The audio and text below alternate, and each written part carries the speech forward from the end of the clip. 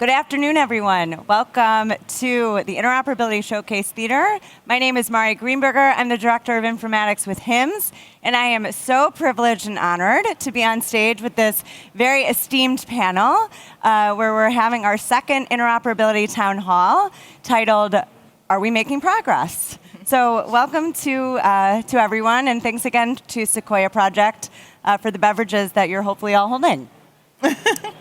So that's me, but what I want to do very quickly is to give each of our panelists to just high-level overview, bio, so everyone has some context of who is on stage. So let's start with Anish Chopra.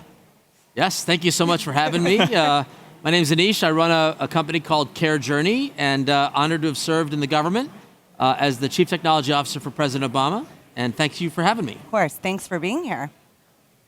And Elise. Hi, everyone. Elise Sweeney-Anthony. I am the Executive Director of Policy at ONC. You may have seen some of my and my team's work this week. We just released a rule on Monday that we really hope will continue to move the ball on interoperability and patient access. Terrific. Thanks, awesome. Elise. And last and certainly not least, Jitin. Thank you. Thank you so much for having me here. It's really a pleasure to have a chance to share some perspectives on interoperability and where we've come and where we're going. I'm the Executive Director of Commonwealth Health Alliance. I'm also a member of the Care Equality Steering Committee. I have been with the Alliance the last 4 years and previously was Director of Interoperability at Athena Health, so I have a little bit of experience there. And prior to that, I was hired by Farzad Mostashari to work with the ONC, where I was for just under my 2-year term. So again, just very happy to be here. Terrific. Thank you all. And excuse me, last but certainly not least, Steve Retling, the master of it all, HIMSS, CTIO. Great. Steve. Thanks, Mari. Steve Retling, Chief Technology Innovation Officer at HIMSS. It's my first HIMSS on this side of it, but passion for interoperability, been involved in health information exchange throughout my career, and happy to be up here with this esteemed group. Wonderful. Thank you, Steve, and thank you all. So, we have a few things to talk about. As Elise said, there's absolutely no news coming out of her agency this week or her colleagues in CMS. We will certainly get there. I'm sure the conversation will go there on its own, I have no doubt. So why don't we, if we will, we can take a moment and let Elise maybe let's start off. What can people do to learn more, to engage with ONC with the proposed rule that did just come out? Absolutely. So for folks who have heard me talk before, I usually give my PSA, which is all about engagement. So there's no policy in my mind that can be developed effectively if we do it in a vacuum. So I always make sure that whatever we're developing, whatever we're working on, that we have ways to engage with the public. So with a proposed rule, that's pretty easy in that there is a public process for receiving comments. The rule is currently on our website, which is healthit.gov/NPRM. Once it publishes in the Federal Register, then that will start the comment period. Until then, have fun reading what's on our website. What we do to try to make it easier for you, because I do believe people have day jobs and commenting is not their full-time job usually. So we have a template that we make available on our website. You can comment 10 pages, you can comment 20 pages, 100, or you can comment a paragraph. We want to make sure that you have an opportunity to say what is important to you. And you don't have to make that 10 pages if you don't have the time to do that. If you want to say patient access is great, go forth, then that's fine. If you want to say that there's some problems with what we put in on APIs, you can say that too. Other ways that you can engage with us is to engage in our advisory committee. There's always public comment processes there. All of the information is available on our website as well. And last but not least, I try to make sure that we make our rule as accessible as possible. So that's down to how we draft it, but it's also about the materials we have online. So if you check on that same healthit.gov/NPRM, you'll find a number of infographics or fact sheets that summarize the rule. And we took a lot of time to put those together because we're hoping that provides a nice snapshot of some of the key policies that we included in the rule. Perfect. Thanks so much, Elise. So with that out of the way, I just wanted to give you that opportunity for a little PSA. So let's start with Anish. I know Anish is unfortunately going to have to leave before anyone can ask him questions. No. But he's going to have to step out. So we want to engage Anish initially, and then all of you can have an opportunity to weigh in, ask each other questions. This is pretty informal. So Anish, from your perspective, what has been the biggest unintended consequence from the major policy with interoperability implications that we've seen in recent history? You could choose any. Yeah, yesterday we had a bit of a conversation about this, and I would say the biggest unintended consequence is misunderstanding floors and ceilings. And I was a little bit bummed when I looked into this in preparation for this whole week. We published an interim final rule on the original Meaningful Use program in January of 2010. And we described the minimum data elements necessary to exchange information. We didn't have a fancy name for it. It wasn't called Common Clinical Data Set. But when all is said and done, the content categories were effectively the exact same content categories that are now live in the API access provisions of 2015. The floor had been the policy intention to say that this is the minimum. Right. And if the industry wanted to self-organize and say, hey, there's a desire in the community to add clinical notes, or there's a desire in the community to understand cancer staging data, or a desire in the community to add, et cetera, for whatever reason, we did not see, the results speak for themselves, we did not see production-level addition of standards-based content types freely available in a manner that you would expect 10 years on this journey we would have had. So the ceiling ended up becoming a floor. The floor became a ceiling. Yeah. Either way, it sucks. And I think Fair. the fact that a Trump administration official, Seema, on the stage said, I am a deregulatory person. I'm paraphrasing her comments. But you made me do this, is essentially a paraphrase, because we have not made the progress. That's really on us, because there was no rule that says we couldn't collaborate and add more content, unless I missed something, Elise. Not at all. I think on our side, if you look at some of what we include in our proposed rule, you see there's a transition. We definitely focus on the U.S. core data for interoperability, which is the key data we think needs to move. But we allow areas for that to expand over time. We also include a new process called the standard version updating process, pretty much, that would allow us to do some of that updating in a more real-time fashion, so we can keep pace or help the industry not be held to our what is known as, and rightfully so, a slow regulatory process. But if you look at the information blocking section, I think you see some of what Anish is talking about. The way we define electronic health information is not defined just by the US CDI. It's about the electronic information that is available on a patient. And that is really critical to how we are going to go forward and how OIG is going to go forward with their enforcement of information blocking. Can we Go ahead, riff on this a little bit? Yeah. Maybe I don't mean to cut you off, but here, let me tell you here's my interpretation, not as the person who wrote anything, and you may comment or not, Elise, if I incorrectly got it. There are a lot of provisions in here that have to come together to make what I'm about to say kind of be real. Yeah. If we reached rough consensus on deploying the fire scheduling resource, which, by the way, the Argonaut Project has published as available as a guide on the website, whatever it is, and you offer it to some app developers, under the discriminatory provision, or I should say the non-discriminatory provision, you have to make it available to all. In other words, if we start to work together to add content types on what I characterized as the Roku set-top box, and as we start making them available internally for some apps, I believe the interpretation would be that they must be made available to all apps on a non-discriminatory basis. And that should mean that we will move faster. We will move at the pace of industry consensus. So let's add more channels on the set-top box as quickly as possible, and don't rely on the 10 people that do all the standards work for all this industry to do all of it. We can form communities of interest to say, hey, I work on registries for maternal mortality reporting. Great, let's go. Or social determinants of health incorporation, or whatever. let's add the channels. Is that fair? So I will leave the interpretation outside of ONC because we cannot interpret. I am a lawyer, so I'm going to give my disclaimer. We can't interpret. What's out there is what's out there. But I will say that, one of the underpinning of the 7 exceptions we've laid out for information blocking is there is a presumption that you are sharing the information. That is the presumption.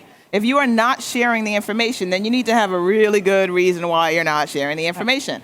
And those exceptions are not just high-level exceptions. We have subcomponents to each of those that you have to be held to. And in many of them, you see non-discriminatory. So if you are an entity, I'm not going to pick any of the 4 that are subject to it, but if you are an entity and you are sharing with those who are in your network, but you're not sharing with those who are outside of your network, we would look at, or OIG would look at that very closely, because sharing information should not be about you hoarding it for your own benefit, right? The goal should be that the patient and the providers who are serving them have the information that they need.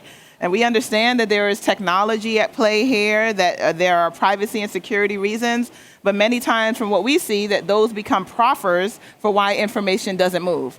And we want to remove those and get down to really the brass tacks of where there are true privacy concerns, or there are true security concerns, or there is a reasonable cost that needs to be considered. But all of those are going to be narrowly focused to really address the issue and to make sure the information's going where it needs to go. Yeah, absolutely. Yeah, Go ahead, of course. So I'd like to just add a little bit to the conversation, slightly different perspective. Anish shows the CCDA and really the content types that became the floor that became the ceiling, in your words. There are lots of different unintended consequences of all the regulations that have come over the last 10 years. And actually, the timing is kind of good because I entered the industry about 10 years ago. And one of the things that strikes me is that's a very good one. So I'm going to actually just keep building on that one because there's a lot more you can say about it. There were also good consequences, unintended, that came out of it. I remember that when we were forming Commonwealth Health Alliance, and at that time I was an EHR vendor, and it was like 4 or 5 of us thinking about putting together this alliance. One of the things that became so much easier was the fact that there was one standard.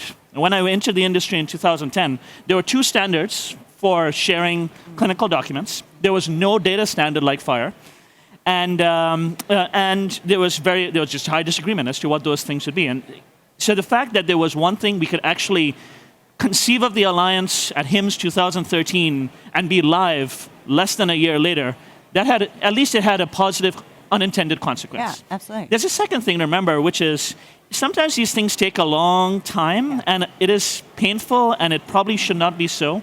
But sometimes they actually do, the industry does step up. I'm thinking about the regulations that just came out. I saw that there were 8 notes that were required to be a part of this as part of the new US CDI. And it strikes me how similar that is to what Commonwealth and Care Equality together, with the Argonaut project, recommended last year as requirements for the rest of the industry. And we self-imposed it. It's actually the board of Commonwealth, the steering committee of Care Equality.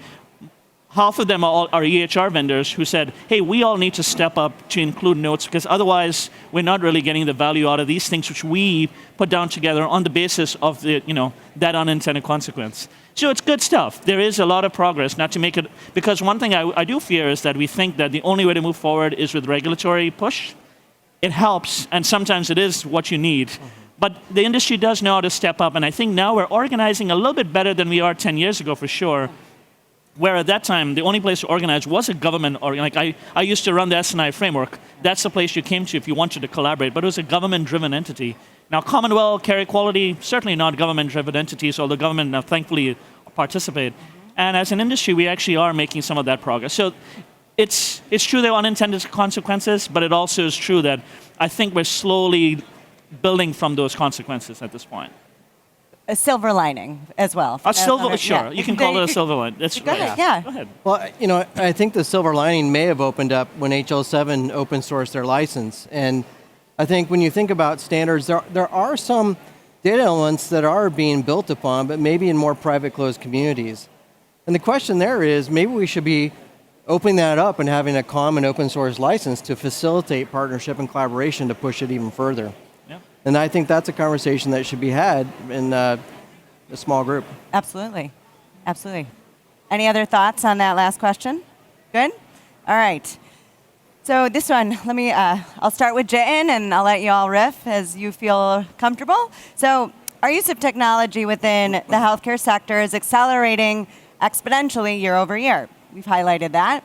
If you can make one prediction about how the interoperability landscape will evolve in the next 3 to 5 years, what do you think it would be? Will the challenges of today be addressed? And what will the future obstacles or opportunities look like? This is a great one on which to riff, because it's like you have to pick one of a zillion things you can talk about. So, a couple of things strike me, right? And they strike me personally. One is that and this is something we've talked about in the past. There's this whole ecosystem of potential software developers, potential app developers, and so on, who've been stuck because the data is stuck, and they've not been able to make the progress. I'm very excited about all the work that the community has done, all the work that the regulations are enabling to actually get that data unstuck and available. One of the things that strikes me is that it's easy to demonize the EHR and the HIT software industry. They're under a lot of pressure. Everybody knows that. Their practices lead to, because we have such a diverse country, lead to people thinking that they're trying to hold back or trying to prevent innovation.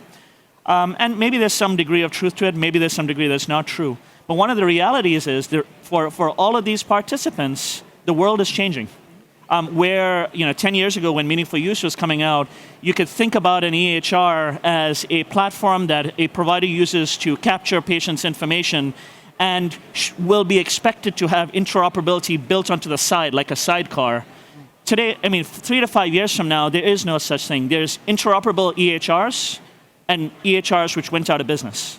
And it's becoming just a complete no-brainer that the data access to it, the availability of the data, is no longer really just a source of data. It's a place where data gets facilitated. And really the way in 3 to 5 years, those are the only types of EHRs we'll actually consider as seriously viable. Are there any challenges or opportunities that you see that might exist then that don't exist now? By the time we get to that point, I think we're already starting to see what happens when you have a lot of data, yes, too much data, a variety of data. But it reminds me of sort of the progression of the internet. I lived in the Caribbean when the internet kind of was invented, so we got everything 5 years later than the US. So from where my experience was, in 1995, there was no internet. There were a couple of sites up, CNN.com, and like a handful of early innovators. And by the time we got to 2000, there was just so much out there that the only way to sort through it all was to use things like Google to kind of sort through it, or at that time, other types of search engines, or not provider directories, website directories. Sorry, I get my analogies mixed up sometimes. And the reality is, those tools have dramatically improved and changed our lives. So it was a problem. If you ask somebody in 1997, what do you think of the data? And then it's like, well, it's too much. I don't know what to do with it. I'm just going to shut my eyes and go do my work. And you ask somebody else who has turned around and said, yeah, I'm going to use this sort of half-working Alta Vista search engine, and it helps me a little bit. Right. And now we really can't live without those things. That's how we engage with data in the internet, and it's dramatically changed our lives. Mm-hmm. So I think that's going to be a challenge over the next few years. It's a great challenge to have, and I think we all need to step up to meet it. Yeah. Look, go ahead. No, so I was going to say that I remember when we were working on the 2015 edition, and then also working with CMS. And when we were starting to think about API, like I remember writing the API sections on with CMS on the CMS side and our side. And back then, we didn't have a standard identified, right? We wanted to see what was going to come up from the industry in that respect. But to see where we were then in terms of conceptualizing it, being able to explain it, and why it was important, and adding it in, to where we are now in terms of the progress that has happened just with APIs without us even identifying a standard. And now in our proposed rule, we do identify FHIR. Yep. I look forward to seeing where that's going to take patient access. I look forward to seeing how that's going to help patients have more access to their information, and not just the access, like what are the interesting ways that technology can build upon it. So patients can see their labs from across providers, or they can have more of that information at their fingertips. Yeah. I think that that's going to be interesting as we go forward. And there's also opportunities. We forget providers as well. When we talk about how APIs can help patients, there's also a world where providers are helped through those APIs. So I'm hoping that as we move towards finalization of the rule and the policies that are in there, and they all work together, as Anish said, that we get to that point where you see some of that more innovation, more third-party apps, even the legacy players producing more innovative products to help those that they serve. Very cool. Go ahead, Anish. Look, herein lies the tension. Sort of tech-out view is kind of the wrong lens for this conversation about where we're heading, in my opinion. To me, in 3 to 5 years, the one thing I believe will come true is the demand signal for interop will be much stronger than the demand signal is today. Yeah. Today, the demand signal is the regulator. Government's ahead of the private sector. You heard Governor Levitt speak of that yesterday. The reality is, when the EHR vendors walk into the room of the CIO and they say, hey, you're paying us X, what are your priorities, A to Z? I'm not privy to those conversations directly, but I would imagine open APIs to consumers with all this raw content isn't 1, 2, 3, may not even be 5. So we have this demand signal that's going to shift. And the bet, if I were gambling, I would bet that the move to value-based care will mean that the person who's putting an app in the patient's hands is going to be someone who's at risk for total cost of care. And that mindset of engaging consumers when you're liable and responsible for their care will move the demand signal a certain way, which is going to create the other problem, which is we haven't had a demand signal to add more content categories to Roku, but when that flips, the demand signal is going to be much louder. And they're going to say, well, where is all this? I wanted this yesterday. I'm going at risk. I've got a big balance sheet that I got to back up on this, and I need to know which of my patients to spend on. And I'm worried that if the pace of channel addition doesn't meet what I believe the demand will look like, we'll see a slightly different perspective on the other side, which is slow down the move to value. We can't take total cost of care risk, but by that point, the actuaries and the folks involved in budgets are going to say, we have no choice because the cost of healthcare is to the point where we need to move this risk. So there's a lot of moving parts. I would say this is not about whether vendor A does vendor B things and adds an interop feature C. Least relevant part of this conversation. It's understanding the demand signal, knowing where we're going, and then preparing. By the way, to make this point even further, it may be the most useful document that came out on Monday was not the ONC CMS rule, but the idea that the CMS administrator would write a letter to the standards community and say, I need you to work on these things because they're not standardized today. That letter, which appears on blog.hl7.com/whatever, is a beautiful example that the industry will start to communicate. Can you imagine how many other stakeholders? The health plans, the hospital association, pharmacists, patient groups. Now people might start writing letters to say, here's what we need. Yeah. We've broken through this first proverbial wall of disbelief. We've punched a little bit of a hole. We now have the PBS Without Downton Abbey channel. We're going to have, I believe, a lot of demand. So that, to me, is the conversation that we should be having, anticipating that. Are we organized to get this done, not at the pace of a decade from now, but to acknowledge if the healthcare inflation rate constrains itself to GDP plus 0 in the next decade, we will have freed up so much of the country's balance sheet that will make America competitive. You heard Governor Levitt say that yesterday. That's the force that ultimately is driving what we have to do. Absolutely. Go ahead, Steve. So, and I agree, the value-based model will be driving demand. I think also the convergence from a platform perspective is driving consumer demand. We see Apple taking this platform, we see Google taking this platform, we see Amazon taking this platform and converging services and solutions that over the next 3 to 5 years will become the norm and are driving demand and awareness for adoption. And so I think on the other side of it, we forget sometimes that API actually stands for application programming. interface. Not interface to interface and all this data plumbing, it's the application. And so I think we will also focus so much more on the application of the data, which is what an API is intended for.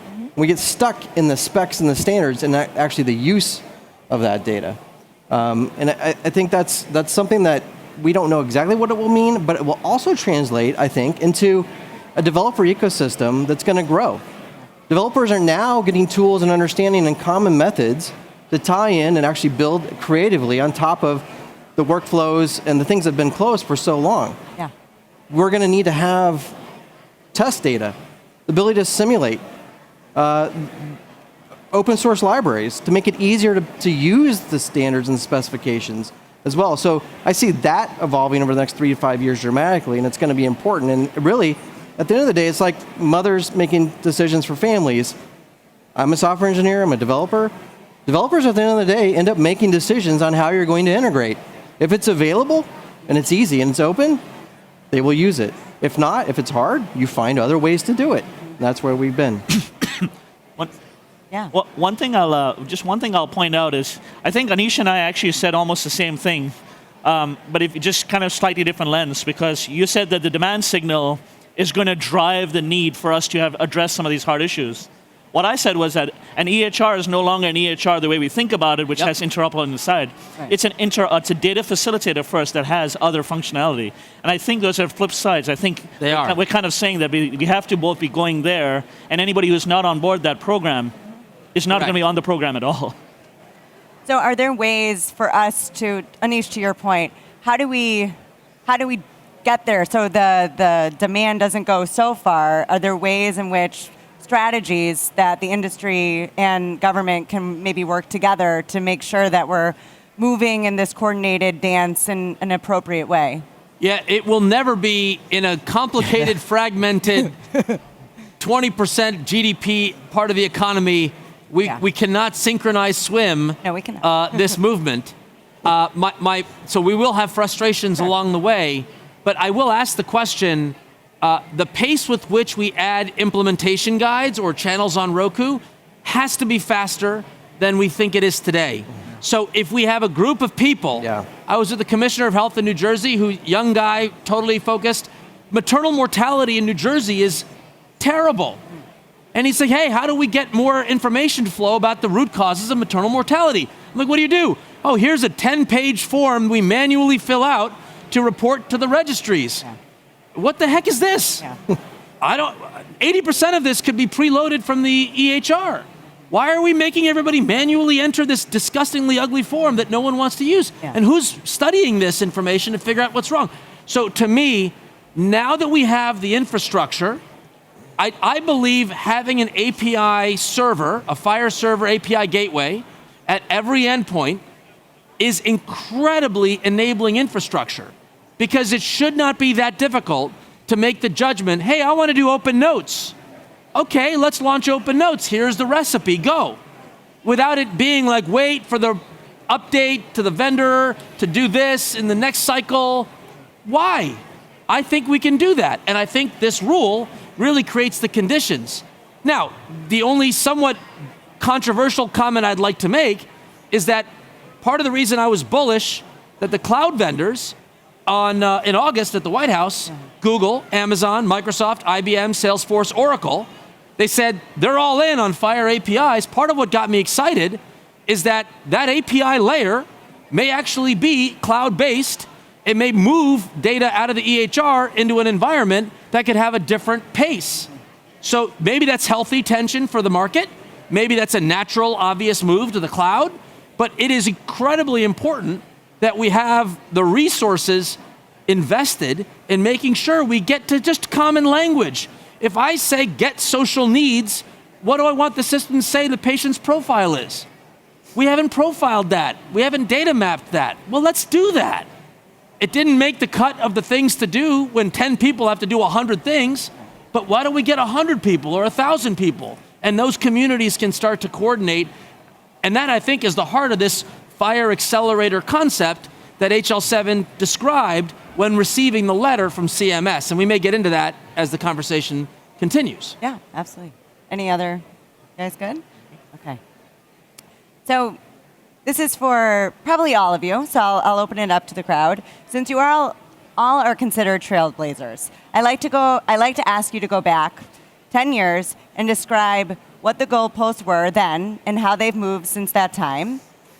And if you could go back and change one thing about the way the health IT industry or the government approached interoperability, what would it be?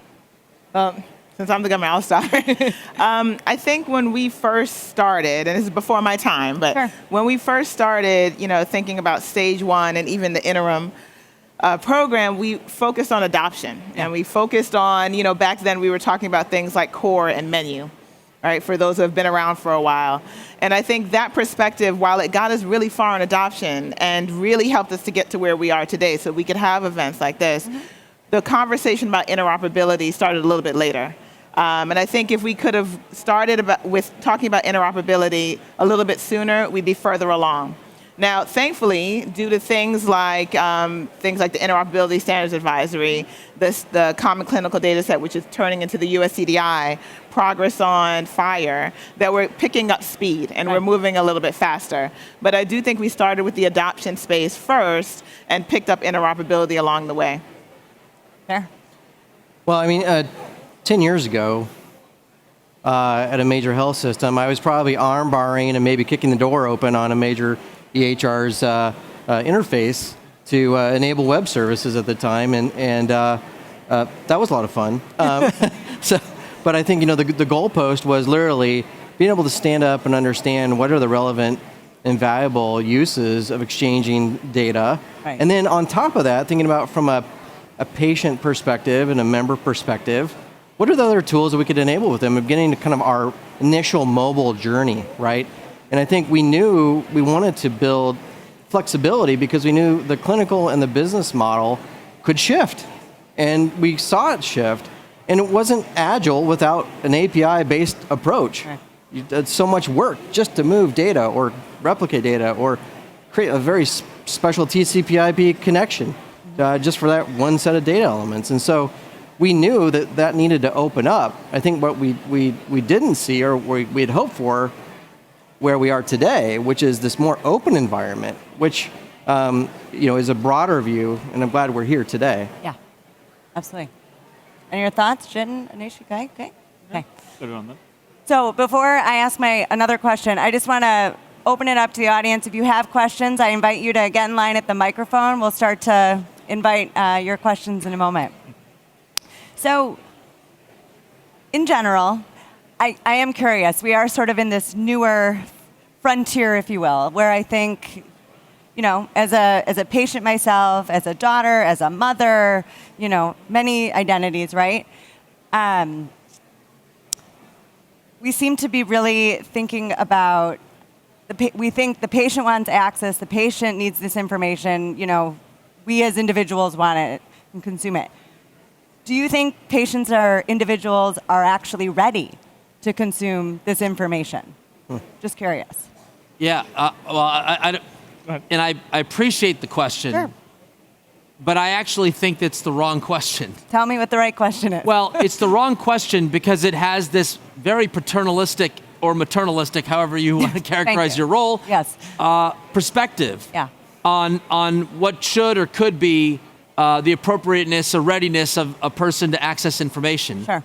And we don't have that mindset in the bedrock laws of our country. No. I have the right to connect any application to my checking account.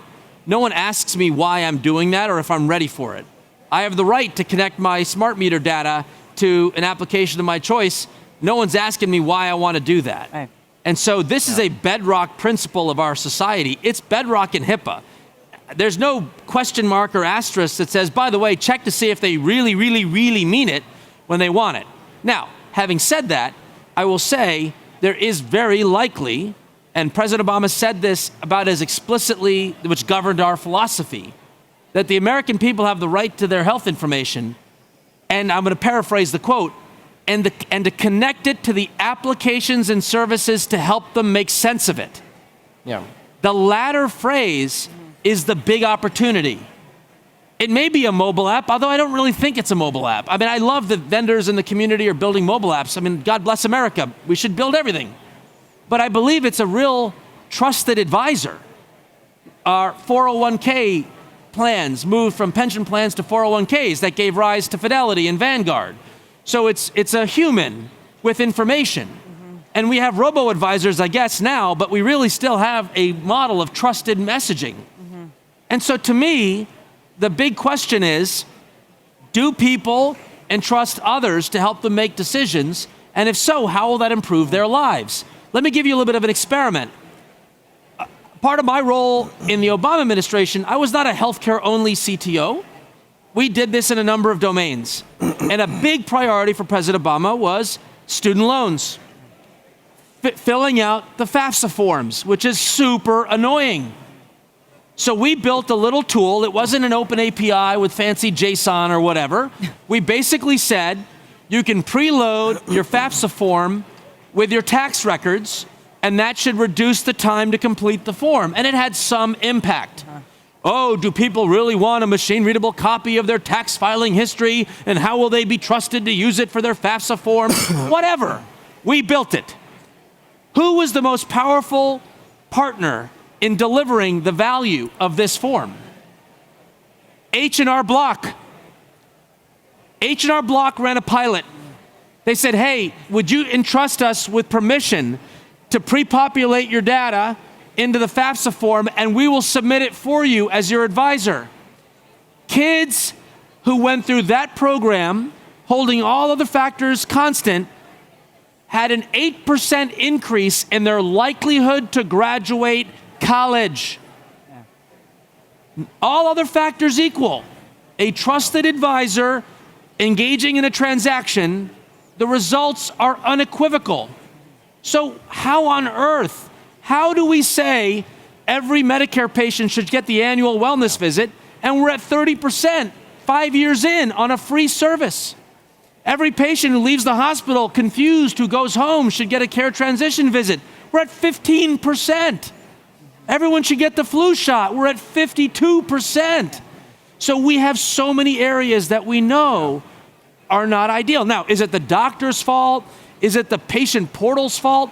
These are the wrong statements. Yeah. That's not the way to think about this. Systemic. It's how do we try every possible path so we help people make the right decisions for them? And why cut off the people that they trust to support it? Can I get an amen, Steve? Amen. Well, I'll riff on that one because I think here's the other part of this. Patients, they're sharing the risk today. We're all sharing the risk. There's high deductible plans, HSAs. There's a lot of risk for you as a consumer. I think there's a lot of demand for that data, and if they don't know they need it, we need to help them understand they need that information to help make decisions. Price transparency. I mean, I was at a birthday party and I saw someone give someone else a smart light bulb for their birthday. I think that we're starting to turn the corner. I think from, ONC's perspective, when we think about what we want to see in terms of electronic health information, there's 3 ways we think about it, and it's really from Congress, which is access, exchange, and use. Not one, but all 3. And it's the underpinning of what you see in our proposed rule. I think besides that, a section that we talk about, but I want to share more about, is 4006, which talks about patient access, and it talks about patient engagement. And there's a lot of work we at ONC are doing with the Office of Civil Rights, which manages HIPAA at HHS, around that concept. Last year we released Get It, Check It, Use It, which is an online, I call it thumbable, resource that you can thumb through as a patient to understand more about your rights and how you can access your information and how you can amend your record and how to use it so that you are part of your care continuum. And it's amazing and not surprising that it's one of the highest downloaded materials on ONC's website. So I think patients are ready.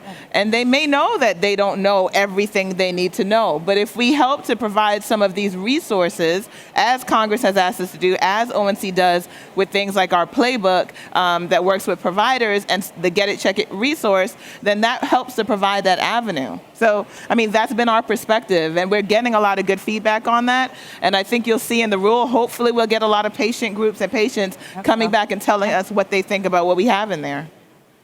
The only sort of add-on I'll make to this conversation is when I think about, fundamentally when a small group of us launched Commonwealth, The observation we made then is unfortunately the observation we would make right now if you launch it all over again, which is participation in U.S. healthcare system is an incredibly disempowering experience. I consider myself extremely lucky I married a doctor. You see, it really gets me to keep away from all the other things, all the kind of junk that I have to deal with by actually getting healthcare out there. So in terms of this regulation that just came out, I have a lot of sort of thoughts about its lengthiness and what it may prescribe in it. But the reality is, it makes it clear that empowerment is a right of the individual.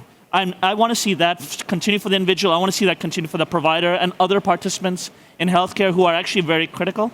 Your first initial unamended question was around, are we ready for, is a patient ready? And I agree with Anisha's amendment to it. The thing that strikes me is whether or not the volume is there on day one, the fact that we're turning the corner and it's becoming very clear to everybody that empowerment of that individual, empowerment of those participants in healthcare is the priority that we're going to go after. In my opinion, that's a big deal. And that leads to a beautiful kind of future that outlined there by Anish and by others. Yeah, absolutely. Anish, I know you have to jet. Yes. Any closing thoughts before? Yeah, I got to throw a little spiciness before I leave. Yeah. You mean that was Tim? A little spicy because we're going to have this conversation.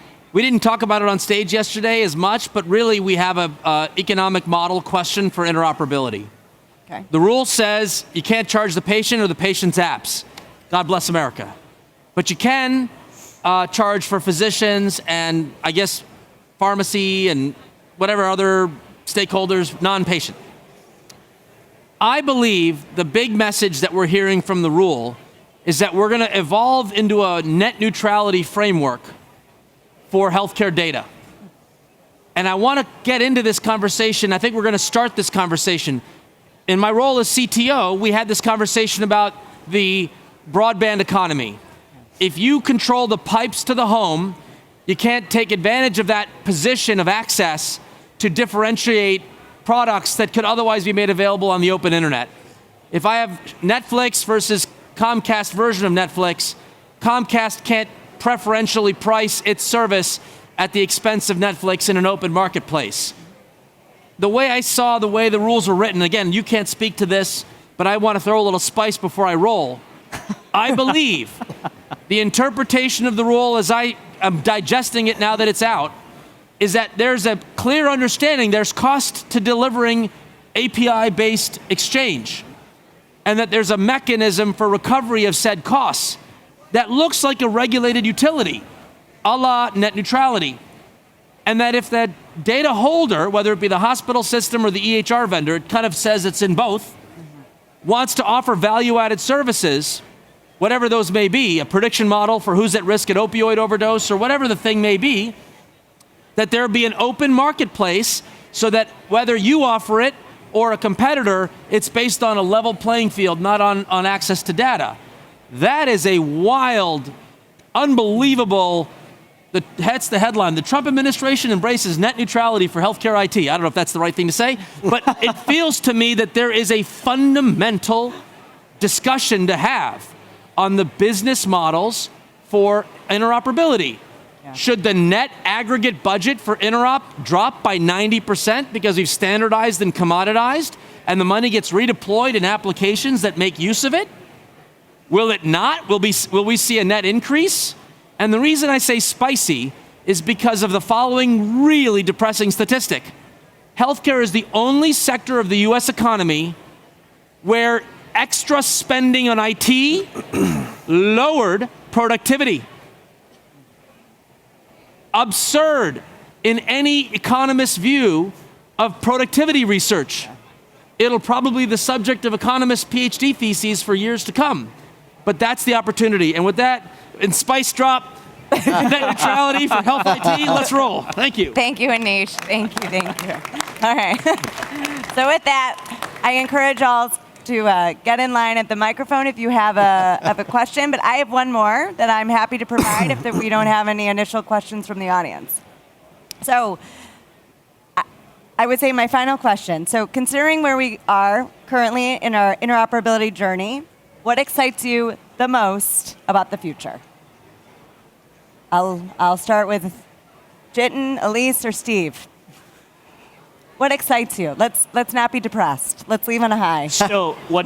Oh, should I take? I'll take a stab. Okay. So what excites me is that this feels to me where the same place where we were in the 90s, where we were looking at PCs, and the big vision that Bill Gates had outlined was a PC on every desktop.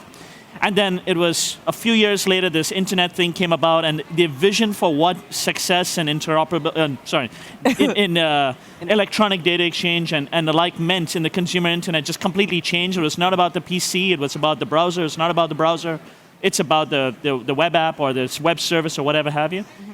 And it required the whole industry to flip and evolve, and there were new winners, there were new losers, and the like. And I think that's just going to be an incredibly exciting time ahead of us, because as we make this kind of access to the data more commoditized, we do have an opportunity to completely flip what the models of the industry are and what it is that is prized and is actually just root commodity, almost to Anisha's point there. Interesting.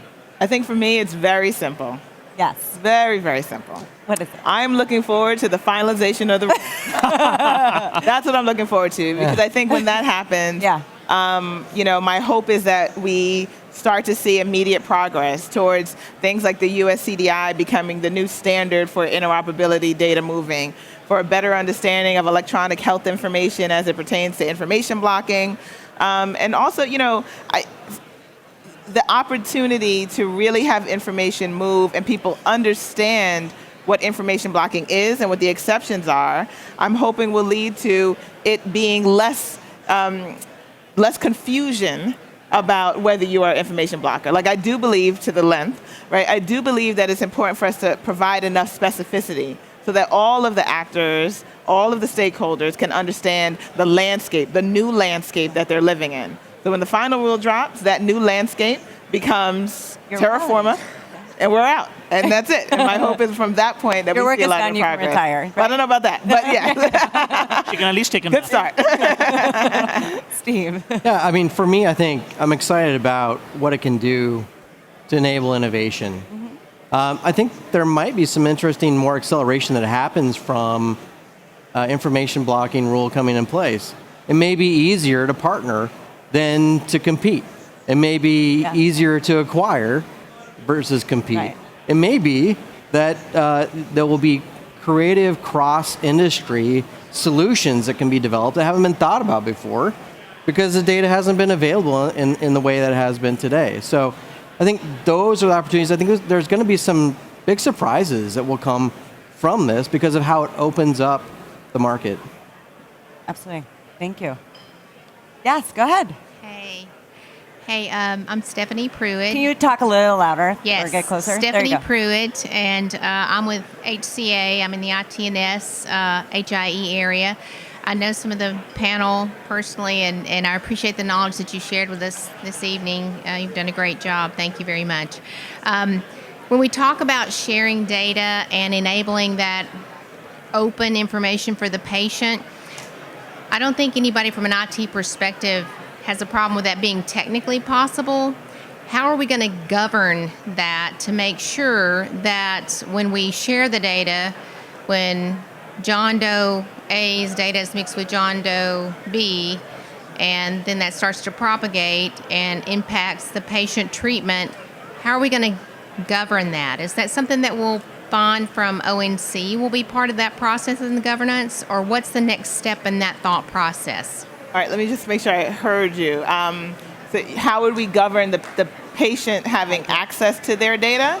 So the patient, I think, makes perfect sense that they would have access to all of their data. I think what is the question is when we start to share information organization to organization to enable that patient treatment by the clinicians, how are we going to govern that the information and how are we going to determine accountability for the information as possibly there's a technical glitch along the way with how that data is sent to the receiving organization? Does that make sense? Yeah. So I think in terms of the rule, we talked a little bit about floors and ceilings, but our goal is always to provide the floor. I think there's a lot of opportunities for whether it's networks or whether it's hospital systems or others or app developers to think through creative ways to support kind of that information moving and to support the continued accuracy as it goes from A to B across the tube. The other thing, which we didn't really get into a lot here, so we'll save it for another day, is around the Trusted Exchange Framework and Common Agreement, which is which is another piece that Congress asked us to do under Section 4003. And that really does focus on providing an avenue for there to be a single on-ramp to the data. So if you are in hospital system A that is covered by vendor A, that's covered by network A, and you need to get information over to provider or hospital system B over here, then the TEFCA would help support that. Not focusing on what's inside of their systems and how that operates, but focusing on the agreements that need to happen and the tube that needs to run between those two networks, those two hospital systems, those two providers. So I think that that is one of the avenues that will support the movement of information. We released that in draft form in January 2018. We received about 200 amazing comments. We're reviewing them, and soon we'll be releasing draft 2 for comment as well. And we took into consideration a lot of what we heard about what needs to happen to support the new world that will be that trusted exchange framework environment. Got it. I'll just add, there's a couple other components to consider here. One is, patient identification and matching is still fundamentally an issue, right? And that's something that has been left to private commercial industry to figure out. And so that's still on the table, and that becomes a challenge. And then when you look at interoperability from a definitional perspective, you have foundational, structural, you have your semantic, and then the organizational component, the kind of the fourth pillar. And that one's really about more policy and social and organizational piece around the full flow of how that data is used across organizations and within organizations. And that's really between the organizations and whatever agreements are set up to provide care for the patient holistically across whatever that looks like for the patient. That's going to be very important to be understood, because it's just not about the technical drop-off of that data. It's that further understanding from a process perspective what that means. Great point. Thank you. Yes. So I'm not sure if mine's a question or a Here, comment. move it really close. It's hard to hear up here. Sorry, No, I'm you're short. good. I think I I'm understand. shorter. I'm not sure if mine's a question or a comment or a little bit of both. But I'm definitely pro information exchange. I'm definitely pro everybody having knowledge. But I recently went to get something done for my daughter, and they were on an HIE, and of course the standard was on there that do you elect to share your information or not? And I wanted to test the system. So I said, no, I don't want to share my information. What do I do? And they're like, what? What are you talking about? So it scares me in a little way. And again, I'm definitely pro letting information be shared, but it scares me in a way that, again, this is the front line, and they had no idea. And basically they were saying, just sign right there. And I said, no, it doesn't say that. It says I have to let you know, and you have to give me something else to sign. And they're like, no, just sign right there. And then they said, we'll have our manager call you tomorrow. So I'm a little still concerned that we're all not still there and protecting privacy, and that it's not like the banking system where we have mechanisms to protect our social security numbers and things like that. Yeah, no, absolutely. So, absolutely. I think it gets back to a little bit Jin's comments about, it's a pretty disempowering experience currently sometimes, and it's very confusing. Yeah, absolutely. One of the things we think about hard is what sort of controls do we want to enable so that patients and providers can engage and not engage in Commonwealth. But the experience that you get out at the very endpoints is still dependent on the network, the software they use, the provider organization itself, and the fact that a lot of this is new. And so I completely agree that it can be a concerning experience for those, particularly for those who are specifically trying to do something that's different in the context of what that practice is usually used to. But it's important that we do kind of mature and get used to get used to participating in those exceptions as well as in the general rules. So in an opt-out state, learning what it means when somebody actually does say that, they want to participate or not in an opt-in state, and how those things are different. And it takes some work, it takes some time, but I'm pretty sure that we will get there. Yeah, last question. Hi, Cheryl Turney from Anthem. And first of all, I want to say I'm very excited about the rule that just got published, because it's something we've been looking forward to. But looking at it from a patient perspective, I have a question for this group. So your interoperability capabilities extend to sharing data. And once you start sharing that data, then what measures or events need to occur to then extend to what the patient might need, which would be sharing things like tumor sections or additional tests that are required in order to address a specific condition, because those things continue to have blocking occur. I would just love to hear from the panel on that particular issue, because this rule really focuses on data, but data can also come from things that have been done in the past. And I have examples where patients have had surgeries and there's been tumor sections taken over the years. And so what will be the levers that will require that data to be shared? Because there's definitely instances when that data is not. So I think if I'm understanding the question correctly, it's about the past data that might exist in a patient record. I'm glad you asked that question. In our information blocking section in the rule, we define electronic health information, which is basically, I'm a lawyer, so all good things come in definitions, right? So in our definition of electronic health information, it specifically says past, present, and future related to the care, and there's a number of other components. Check it out. I won't, I know we're short on time, but it does address that. So in terms of information blocking and what somebody would be required to share, it would include the past, present, and the future related to the patient care.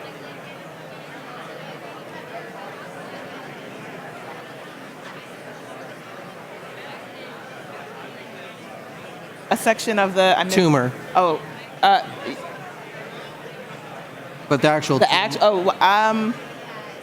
Maybe we should talk after Yeah, I was I gonna say, that understand a might be little a bit good more offline. about Yeah. the specifics. But Yeah. I'll be right here on the side.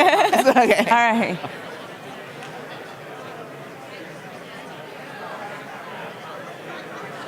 Specimens. I see. Yeah. Okay, okay. I see. Okay. Yeah, I'd love to hear more about it. I'll hang around on the side a little bit. Yeah, perfect. Thank you. Thank you to our panelists and Anish, obviously, and Steve and Elise and Jitten. It's been great. Have a wonderful rest of HIMSS, and thank you all for attending. Thank you. Thank you, Mari.